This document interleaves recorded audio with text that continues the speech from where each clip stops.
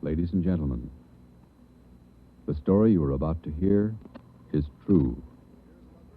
Only the names have been changed to protect the innocent. Dragnet.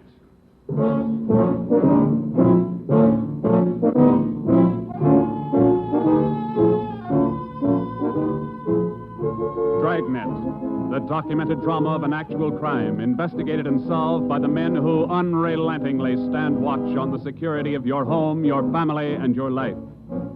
For the next 30 minutes, in cooperation with the Los Angeles Police Department, you will travel step by step on the side of the law through an actual case from official police files, from beginning to end, from crime to punishment. This is the story of your police force in action. Dragnet.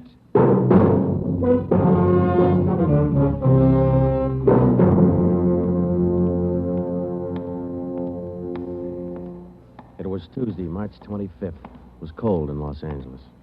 We were working the night watch out of homicide. Detectives in Los Angeles work in pairs. My partner's Ben Romero. He's a sergeant, so am I. My name's Friday. The boss is Ed Backstrand, chief of detectives. I was on the way back from the record bureau, and it was 13 minutes past 11 when I got to room 42. Homicide. That's a hot shot. Somebody grab it. I got it, Ed. At 1245 East Doheny Street, 1, 2, 4, 2 5. officers shot. At 1245 East Doheny Doheny Street, Street. 2 officers. Shot. What have you got, Friday? Read it. 2 officers shot. Where's Romero? Right here, Skipper. Okay, you've got one to roll on. Get going.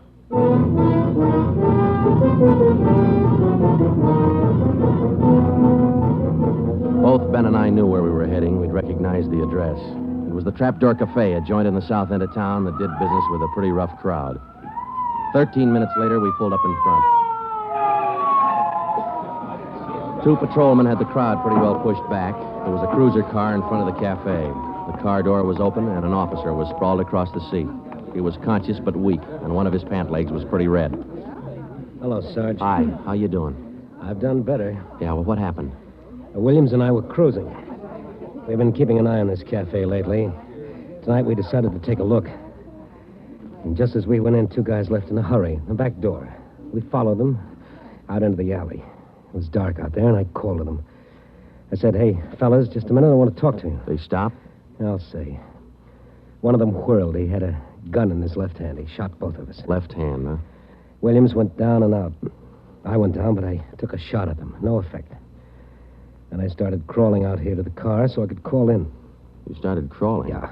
Wait a minute, Emerson. Weren't there any people around by that time? Oh, yeah, quite a few ran out after the shots. You mean nobody would help you to the car? That's right. Did you get a good look at either of the gunmen? Well, one of them was tall. I think he was a redhead. There was something funny about his nose. That's all I saw. It's too dark out there. Williams was closer. I think he got a good look. Joe, the other officer, Williams. He's in pretty bad shape. Is he breathing? He's still alive, Emerson. I don't know how much time he's got. Ambulance? On the way. Okay, let's round up all the men who are in the cafe. We're taking them in.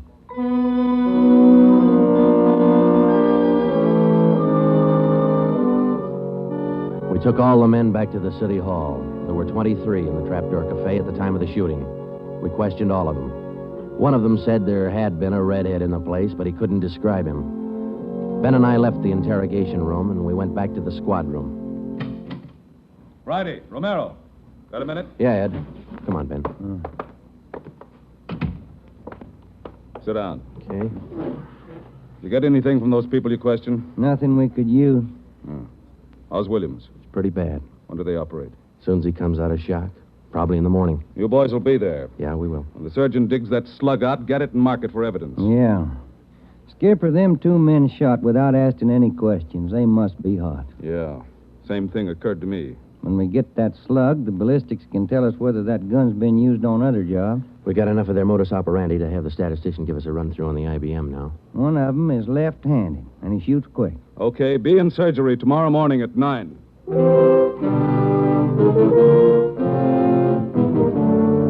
Neither Ben or I said much on the way home, but we were both thinking the same thing. I knew the chief was thinking it, too. Here were two men who'd shot a couple of police officers without asking any questions. Now, I suppose you've heard a lot of stories about what the force thinks of cop killers.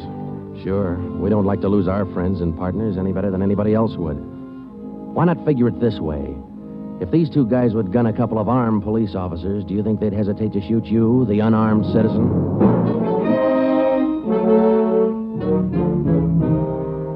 The next morning at 9 o'clock, Ben and I had scrubbed up and we were in surgery. Williams was on the table. The surgeon started in. A lot of minutes later, he got the slug. As for Williams, they took out 7 feet of his intestine and said he might pull through.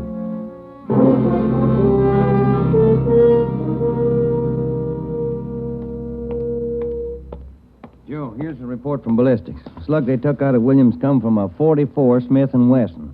The same gun was used in a liquor store killing about a month ago. You call the statistician? Yeah, She's running all the cards on previous shooting through the IBM machine.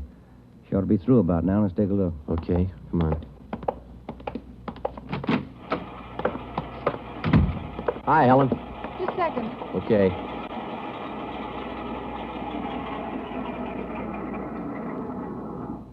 Well, that's it, boys. These cards will give you all the shootings pulled by two men on foot who shot quick, one of them left-handed. Right. They're all yours. You sure can tell a lot from just a bunch of little holes in these cards, can't you? I can't, but this IBM machine can. It never ceases to amaze me. Okay, shall we check the cards, huh? Yeah, sure.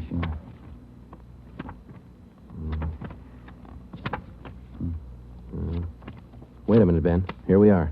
Huh? Yeah. Here's that liquor store killing ballistics tied the Smith & Wesson in on. Same gun that Emerson Williams was shot with? Well, it checks out.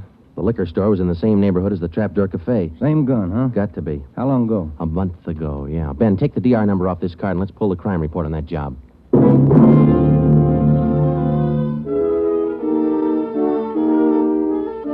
We pulled the crime report out of the files. It said that there was only one witness to that liquor store killing a month ago. That witness was a woman. Miss Forbes, I'm sorry to disturb you like this, but we'd like to ask some questions about that liquor store killing you witness a little over a month ago. Well, I told the police everything I knew about it then. Yeah, we know, but maybe you wouldn't mind telling us again, huh? Oh, no, I guess not. I've been trying to forget it, to tell the truth.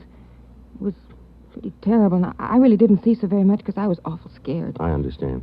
But try to describe again just what happened, will you? Well, it was about 10 o'clock at night. I was walking down the street toward home when I realized I was all out of cigarettes. Well, I was right in front of the liquor store then, so I went in. The clerk was behind the counter, and there were two men standing there arguing. What's the idea of changing your mind? I thought we was going to get bourbon. No, let's get the wine. I want bourbon. Costs too much. Wine's good enough. The rest of them want bourbon, too. We better talk to them. Well, okay. We'll be back when we make up our mind, mister. Two men walked out of the store, and the clerk smiled at me and shrugged his shoulders. I bought a pack of cigarettes and turned to leave. But just then, the two men came back in again, and each of them had a gun in his hand. This is stick up, mister. The clerk just sort of crumpled to the floor. I couldn't believe my eyes, but that's just how it happened.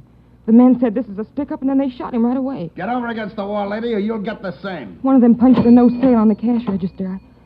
I was shaking so I almost caved in. He scooped the money out of the drawer and stuffed it into his pocket. And then the other one went over to where the liquor clerk was lying face down. He knelt down beside the clerk and he put his gun against the clerk's spine. Then they both ran out of the store.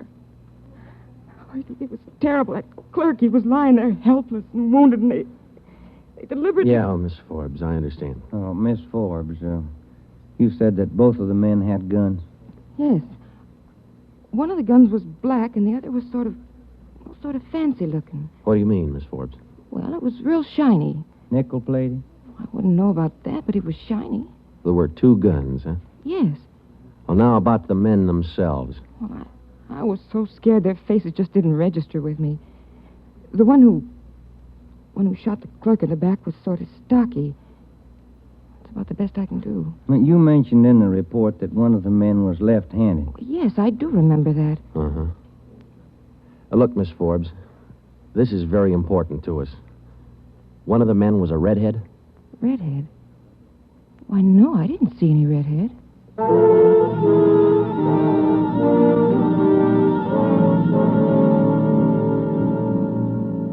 Skipper, me and Joe's run right smack into a stone wall on this thing. What's the complication? Well, there's more than one, Ed.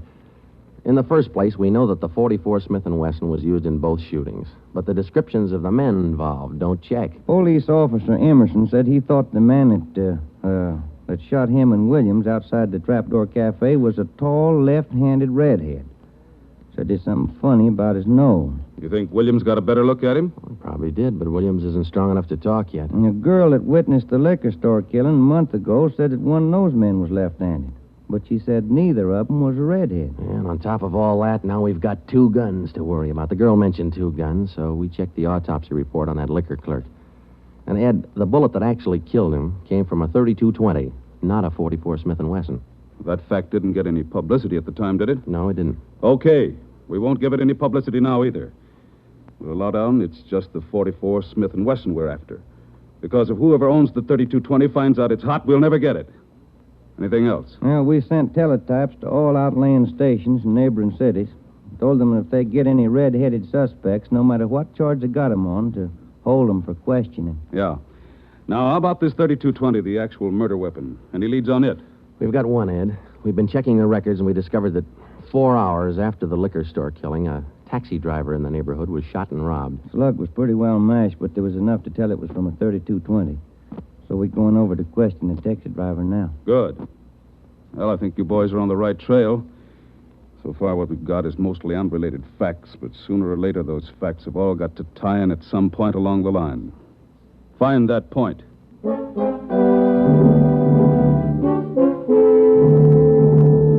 find the point. Find the tie-in. Well, Ben and I went over to see the taxi driver, a guy who was living on borrowed time. Yeah, it was about 2 o'clock in the morning when it happened. I got a call to pick up a fare near 105th and Avalon, you know. Yeah. Mm-hmm. Well, I got there. Somebody came over, pulled open my cab door, and said, "This is a stick-up." Then blew it. You let me have it.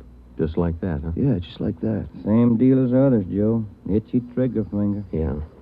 Did you get any kind of a look at the fella? Look, no, it's too dark. Uh-huh. Hey, according to the report, you got shot in the chest. Yeah, that's right.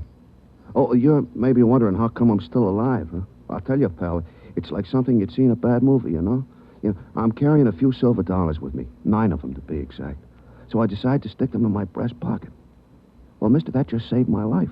The slug hit them silver dollars. It's one for the book, huh? Yeah, you said it. Well, thanks very much. Say, incidentally, we had a little trouble finding you today. You weren't at the stand you operated out of last month. Oh, look, I'm not only not at my usual stand, I'm not driving a hack no more. Oh? Look, after what happened, are you kidding? No, I don't want to push my luck any further than it's been pushed. Yeah, I figure I had it, you know?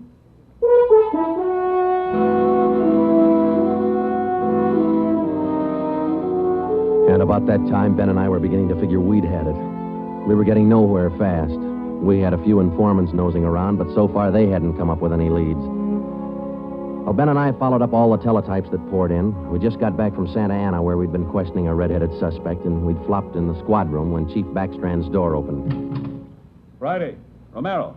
Got a minute? Yeah, Skipper. Any luck with the Santa Ana Redheads? No, none at all. I guess you haven't heard the latest. We just now got back in town, Skipper. Early this morning, another cab driver got shot. What? Yeah. Man came up to his taxi, opened the door, said, "This is a stick-up," and shot him. Bullet went through one leg and into the other, but the driver managed to start his cab and drove over to a cafe. He called in from there. Boys recovered the slug? Yeah. It came from the same .44 Smith & Wesson that was used in the other 2 jobs. The cab driver get a look at the gunman? Yeah, briefly. Was it the redhead? No. Well, the stocky guy. He wasn't red-headed and he wasn't stocky. That's all the driver knows. Well, that's great. Skipper, this is beginning to sound like a Gun of the Month club. You reckon somebody's renting them guns out? Well, they're passing the guns around all right, but I think they're working together. The way they operate indicates that. Yeah, the trigger-happy routine. Killing is apparently more than a business to them. It's pleasure, too. That's why we've got to get to them fast. Come over here. All right. Come on, Ben. Here. Take a look at this map. Uh-huh. Here's the Trapdoor Cafe, and over here's the liquor store. And down here is where the first cab driver got shot. Mm-hmm. Right here's where the second one got it. All of the shootings have taken place within an area of 10 square blocks.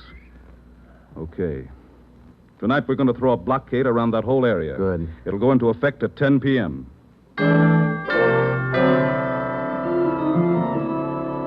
At 9:45 p.m., cars and officers started drifting into the area by twos and threes. And at 10, when Backstrand, Ben, and I arrived, the whole area was sewed up tighter than a tick. Now, code 3. Pacific Ambulance Davis? 1. Got you. All set? All set. We got a primary line and a secondary line. If anyone tries to make a break, we'll pick them up in the secondary. Okay. Friday and Romero here will cruise around the area with me. Go to work, men.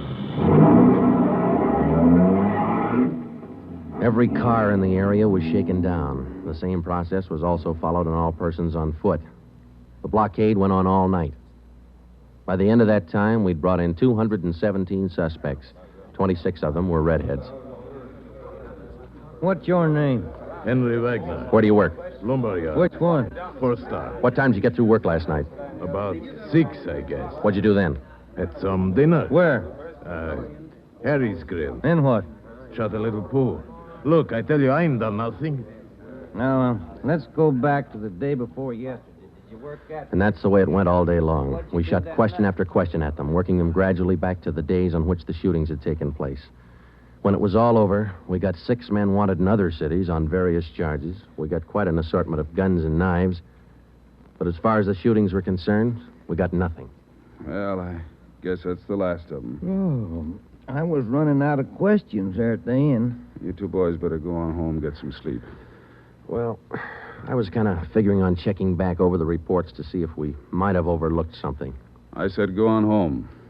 You two boys have been at it for 32 hours straight. Look at you. You're both so groggy you can hardly stand up. You need sleep. It's 4 p.m. now.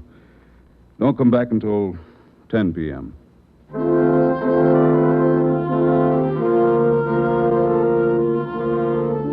When I walked into the squad room at 10, Ben was already there. An informant had just phoned in a new lead. He told Ben he'd heard about a gang that had been hanging out down around the DeVere bungalow court in the south end of town. We knew that the DeVere was close to the Trapdoor Cafe, so we went over to talk to the manager. Joe, I've been meaning to ask you. You checked on how Williams is getting along? Yeah, I did. I called the hospital this afternoon. It's going to be all right. Oh, that's fine. Well, here we are. Yeah, manager's office. Still got a light on.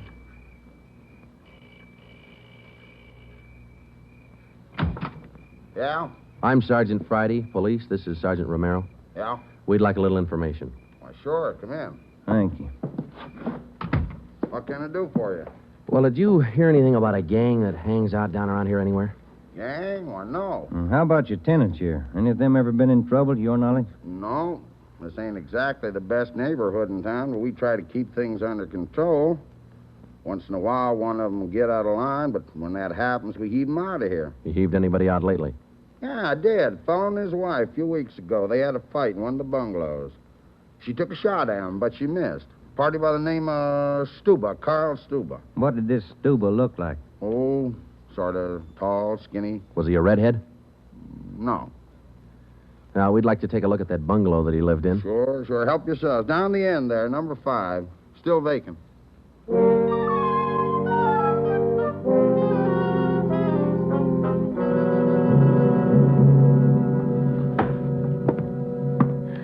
Well, I guess that does it. Stuba didn't leave a thing behind. Matter of fact, we don't have anything to prove that this Stuba's tied in at all. We're only working on a hunch. Hey, Joe, look. Where? Up on the wall there, just by the window. Oh, yeah. Yeah, that plaster there, it's newer than the rest. You got a knife? I sure have, boy, and I'm carving. That manager'd be awful unhappy with me if he was here. Yeah, he would. Yeah, it might. Hey, Joe, here it is. A slug. They plastered right over it. Okay, dig it out, and let's hope it matches. It matched. The slug from the wall came from the same .44 Smith & Wesson that had been used in the other shootings. So now we had a name to work on, Carl Stuba. But he'd done a good job of dropping out of sight. Well, the next day, Ben thought he had another lead. I've just been talking to another informant, Joe. He says he heard that there's a fella down in that neighborhood been trying to sell a gun lately. What kind of a gun? Nickel-plated with steer horn handles. Nickel-plated? Well, maybe that's our .44 Smith & Wesson. Maybe. Did the informant know who this man was? Said the feller's name was Alonzo. Yeah. Alonzo who? Just Alonzo. That's all he knew.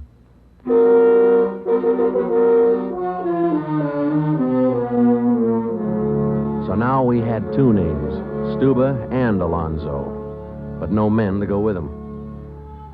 So we went back to making the rounds of the substations, interviewing red-headed suspects. We took a few of them to Williams, who was home from the hospital by now, but he couldn't identify any of them as the man who shot him. Still, we kept checking. Finally, we got around to the 77th Street station. We questioned the suspects they were holding there, and we just started to leave when one of the officers called us. Hey, Sarge, we're holding somebody else you might want to look at. Redhead? No. What's the charge? Suspicion of burglary. Small job. Oh, I don't know. What do you think, Ben? What's special about him? He lives in the same neighborhood where those shootings took place. All right. Where you got him? Down here. He admit anything? Nope. He's pretty surly. Here we are. Thanks. Hi. What do you want?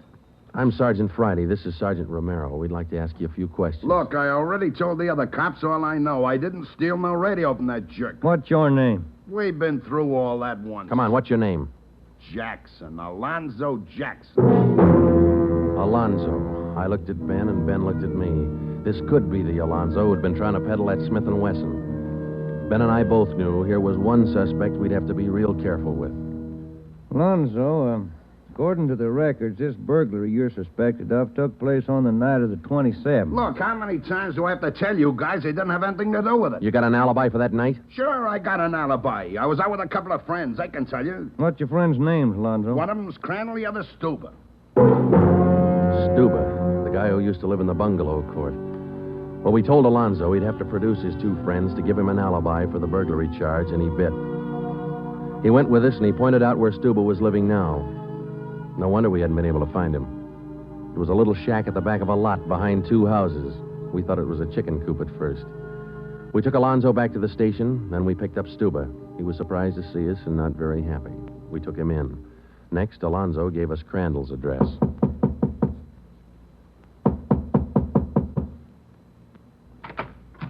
Yeah? Mr. Crandall in? No. Will he be back soon? I don't know. Who are you? Sergeant Friday, Sergeant Romero, police.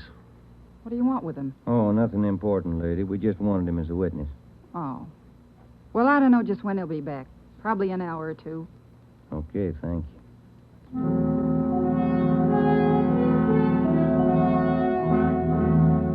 We went down the street away, and we staked out in the car.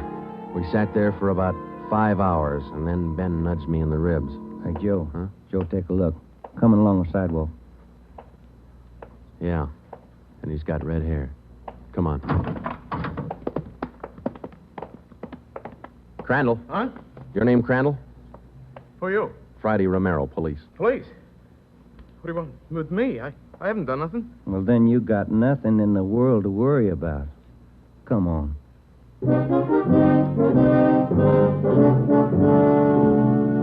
We questioned Crandall for an hour, but he wouldn't give an inch.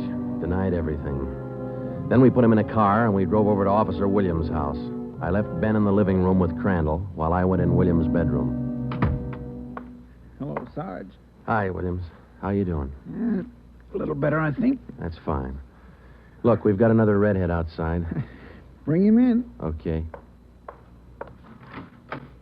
All right, Crandall, come on in here. Who's in there? Why'd you bring me over here? Come on in here.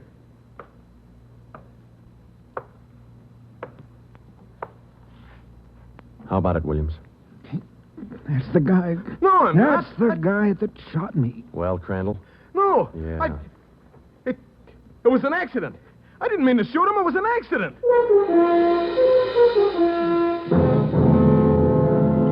Once Crandall got started, he talked his head off.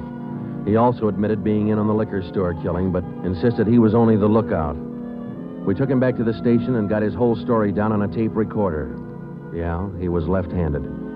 Then we went back to Alonzo, who didn't know we had Crandall's confession. We met the chief in the hall outside the room where they were holding Alonzo. About ready to tie the knot? Oh, hope so, Chief. But Alonzo hasn't given any yet, and we still haven't found those guns. We've got one of them. Which one? The Smith & Wesson. Stuba popped about that one 10 minutes ago. Said he left it with his girl. A couple of the boys are on their way over to get it now. That's good, Ed. That leaves just the 3220. You haven't mentioned the 3220 to Alonzo, have you? No. He still thinks we're after that Smith & Wesson, and that's the way we're going to play it right now. Go ahead. Look, how much longer are you guys going to hold me here? Didn't you check with those friends of mine? Alonzo, we got a tip that you've been trying to sell a gun lately. A gun? Yeah, 44 Smith & Wesson. Oh. No, it's not true. That Smith & Wesson's been used in a couple of robbery jobs this month, and we think it's your gun. That's a lie. Any proof of that? Why, yeah. Sure, I got proof of that. I used to have a gun, but it wasn't a Smith & Wesson. Look, if I tell you where it is, that ought to convince you, shouldn't it? It'll help things. Okay. I sold it to a neighbor of mine. He gave me $7. I'll give you his address. You sure it's not a Smith & Wesson? Sure, I'm sure. It's a 3220. Yeah, it worked. We went to the neighbor's address, and he admitted having bought the 3220, but said he'd lent it to a friend who'd never returned it. The friend had hocked the gun to a barber. The barber gave him $15 and a haircut for it. We finally got it from the barber, and we came back to the station. I'm all set, Joe. I'll be in the next room. Just give me the nod. Okay. Hello, Alonzo. Hey, you got the gun. Yeah, we got the gun. Well, now maybe you'll believe I'm on the level. Okay if I go now? I guess we won't be able to hold you here much longer. You can say that again, brother. You could have saved a lot of time if you'd have listened to what I've been trying to tell you all along. I guess you're right, Alonzo. Sure, I'm right. You know, you guys would be a lot better off. You believe guys like me the first time we tell you something. But on the liquor Instead store of job, running... I was only a lookout. I was outside. Huh? It was the other two who pulled that one. Stuba and Alonzo. Alonzo killed the clerk. Hold it, Alonzo. Dirty, All screaming right, rat. Alonzo, that's enough. Now, come on, how about it? What's the use? All right. That's like he said. Okay, Ben, bring the recorder in here. Alonzo's ready to make a record now.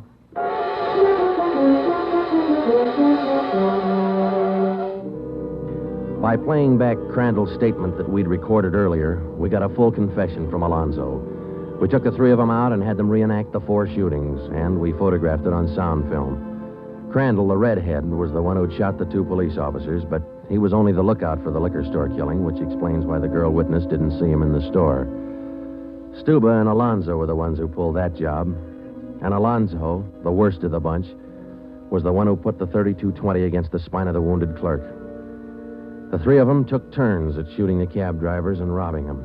That accounted for the mixed-up descriptions, including all that left-handed business. 2 of the 3 suspects happened to be left-handed. Well, that was the crop. Crandall, Alonzo, Stuba. 4 shootings, 3 robberies, 4 attempted murders, 1 murder. The 3 men were tried and convicted. They're all in the state penitentiary. Crandall's there for life. Alonzo and Stuba, they'll be executed next week. File it, will you, Ben?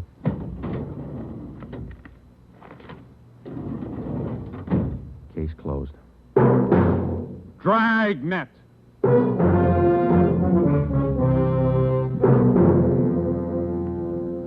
The story you have just heard was true. Only the names were changed to protect the innocent.